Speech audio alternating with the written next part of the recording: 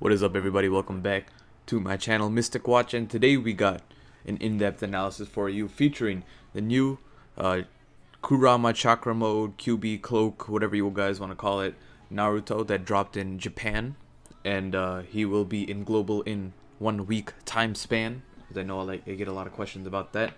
So he is currently not in global and will be in global, so this is a good video if you guys want to watch to see what this Naruto is capable of. And yeah, let's get right to it. So Naruto, two sons. This is the one with, as you can see from the picture, it's got the chakra of the Kurama. Pretty straightforward. Okay, so cost is 60, HP is 1354, attack is 1398, type is skill, range is long. So initial thoughts on this. Cost being 60 is pretty good, you know, because we've been seeing a lot of 70 costs lately. 70, 75. Have you seen a 75? I don't know, but we've seen 70 costs before. We've seen the 80 with Madara, so the fact that it's 60 is a little plus. You know, then you got the 1354 HP. HP is not as important. It's that's about average HP. 1398 attack is for this hype of a Naruto, I believe it is slightly lower than it should be. We still got like of course they are Blazing Fest, but like Tsunade has like 200 something, almost 300 more attack than this Naruto. But then again, she has about 500 less HP. But the thing is, HP is less important than the attack itself, because the attack determines, you know, your regular attack and your jutsu damage. So HP is just collectively into a pool of HP. Field skill is reduce damage from heart enemies by 10 to 15%. This is an amazing field skill, and it unfortunately is a little like worse in general, just because the numbers are kind of low. There's people like, if you take a look at Utakata, I believe his is like 15 to 20% damage reduction. But then again, he's Blazing Fest. The fact that it has the heart tag to it, I believe that the numbers should have been a little bit higher, because 10 to 15% isn't too much. It could have been like 20 to 25%, and that would have been really good.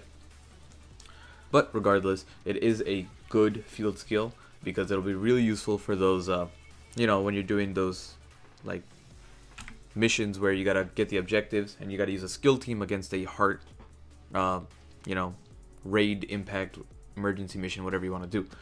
So this will definitely be useful. Unfortunately though, it's on the weaker aspect of it. So buddy skill is 15% chance of dodging, similar to Obito, similar to Minato, anyone else who has it too. It is a useful, you know, it's useful. That's about it in terms of where I'd rank it.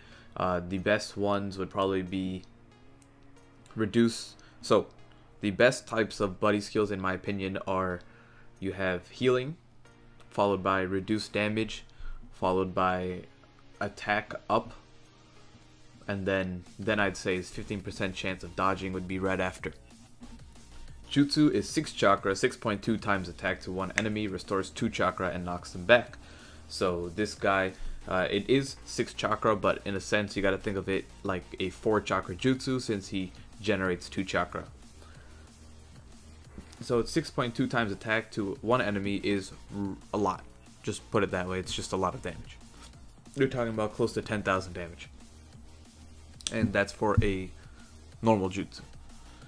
A ultimate jutsu is 12 chakra, 11.5 times attack AoE. AoE means, you know, area of effect. It hits everyone in that area, restores 4 chakra and knocks them back. So as we've seen, the knocks them back part is somewhat useless. You don't really use it outside of Ninja Road, in my opinion. But regardless, this is a pretty good ultimate jutsu, right? 11.5 times attack and restores 4 chakra. So the one thing I wanted to point out is, typically when it comes to jutsus and ultimate jutsus, if you normal jutsu twice, it ends up being less damage than if you just ultimate jutsu'd. Like we'll use, who should I use?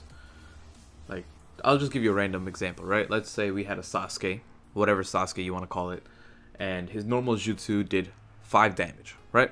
We're just giving numbers. So since an ultimate jutsu is just twice the cost, there's usually more of an incentive to the ultimate jutsu because it ends up being stronger. So what I mean by that is the normal jutsu, let's say it did 5 damage, right? So if you did your normal jutsu twice, that'd be 10 damage. And let's say it was 4 chakra, right? So for 8 chakra, instead of just using the ultimate jutsu, you chose to do the normal jutsu twice for 10 damage.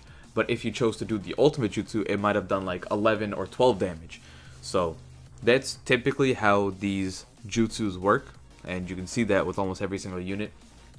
But here, they kind of have it reversed, where the normal jutsu does more damage per chakra than the ultimate jutsu. And that's simply because the normal jutsu is a single target, and the ultimate jutsu is AoE. So because of that, they had to kind of like lower the power of the ultimate jutsu, but the normal jutsu is kind of like above average when it comes to doing damage. So moving forward, and I'll get more to that when I get to the damage calculations. The dupe abilities are actually, every single one is really good. So the first one is 10% chance of using 0 chakra on your normal jutsu, and this is just like Madara, but Madara has it on its ultimate jutsu and it's 20% chance. So this is kind of like, I don't want to call it a nerfed version, but this is just that jutsu a little weaker, or that dupe ability. Second one is reduce heart damage by 10%. And then the third one is another 10% chance of using 0 chakra on normal jutsu. Fourth one is reduce heart damage by 10% again. Fifth one is 10% chance of using 0 chakra on ultimate jutsu. So this is my take on this. The reduce heart damage are extremely useful simply because he is weak to, like, skill types are weak against heart types. So this is a really good dupe ability to have. It'll help you get through those missions with those objectives if you manage to get that many copies of him. And it makes those, it's specifically for those objectives in a sense. So it'll help you get through those A and S rank objectives where you got to use a skill only team against, you know, a heart squad. So that's like the biggest point of it. Then the other ones, the first and third ability, 10% chance of using 0 chakra on normal jutsu is really good. I was hoping it'd be 20% chance each, because if you had a 40% chance of not using chakra, that'd be broken, just straight up broken, right? Because right now overall it's a 20% chance of not using chakra. And I just wanted to clarify, someone made this weird idea that you only could use this once a game or once a mission. So that's not the case. You have a 10 or 20%, whatever, however many abilities you have. If you have 3 abilities, you have a 20% chance no matter what to not use chakra. So that means you can theoretically never use chakra ever on any jutsu if you manage to have all abilities. Will that happen? Most likely no. But can it happen? Yes, it can. And the thing is, you can force it to happen by resetting the app. If you choose to do so. It's only really useful in single player because you can't really reset in multiplayer. But if you happen to use it that way, go ahead. But it's just something to keep in mind. The other thing to notice is that, let's say you have, you know, all of these dupe abilities. So we're talking about a 20% chance to not use chakra on his normal jutsu and a 10% chance to not use chakra on his ultimate jutsu, right? Since you can think about it as a 40%, like, the normal jutsu is really strong, because what happens is you're going to be using your normal jutsu twice as much as your ultimate jutsu, simply because it's, you know, it's half the chakra. So the fact that it's you're still getting 20% chance on the normal jutsu with all abilities, you'll see that one more useful than you think.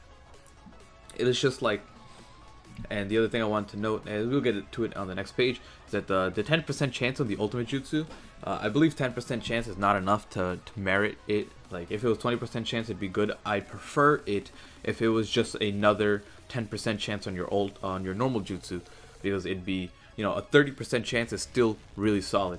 But just 10% on your ultimate jutsu is like, you know, it's just like nice to have, but it's not anything crazy. It's like, oh, okay, I wasn't expecting it to use no chakra, but it did it, so oh well. But like if it was 30% chance on your normal jutsu, it's more of like a feature unique to him. It's like, okay, it's the same thing as like a 30% chance of mobilization. It's low, but like you can still like, you know, it'll still happen in a sense, right? Just 10% chance is a little too low. So moving on, and just as a note, if you manage to get all dupes, his final cost is 30. So on to the last page.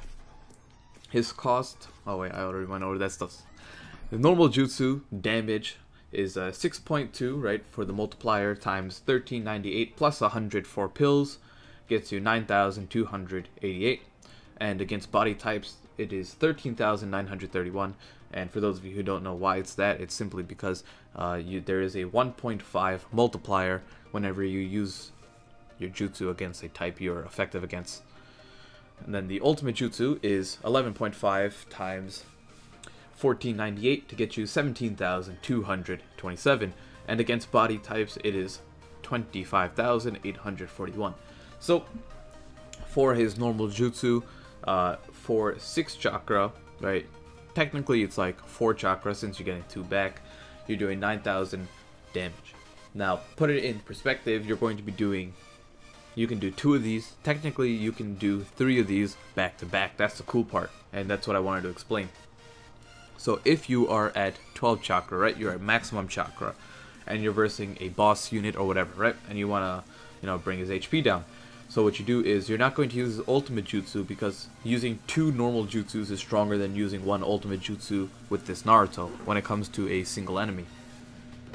So what happens is, what you do is you use your normal jutsu, right? So you were at 12 chakra, now you are at 8 chakra, right? Because you used your normal jutsu, it consumed 6 chakra, and it gave you 2 back. So instead of being at 6, you're at 8. And then when your turn comes back to you again, you'll gain 1 chakra just because that's how the game works. You get 1 chakra every time it's your turn. So now you're at 9 chakra, right? So then you use your normal jutsu again.